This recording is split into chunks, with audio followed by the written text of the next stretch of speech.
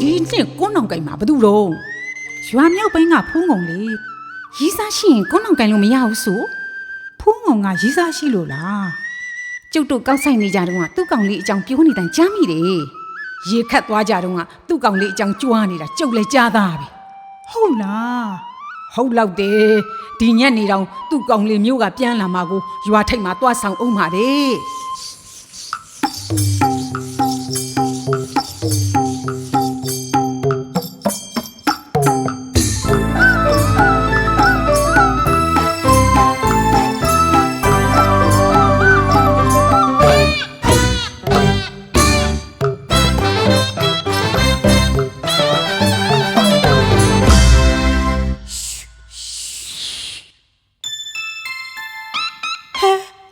သွားတာတော့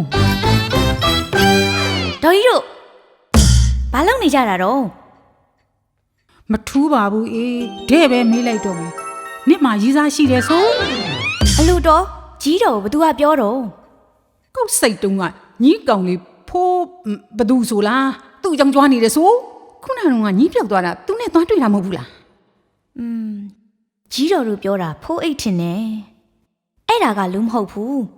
ပွင့်ထွေးလှေးတီးလုံးဖောက်ဖိုးတွေအားလုံးကိုအပြက်ဖြုတ်နိုင်မဲ့ဖန်းလင်းကထုတ်တဲ့ဖိုးအိတ်ဆေးကိုပြောတာတော့ရေအခုတော့မြို့ကနေမှာထားတဲ့ဆေးတွေရောက်လို့လေရွာထိပ်ကဆိုင်မှာတွားယူလာတာကြီးတော်ရဲ့အော်ဖိုးအိတ်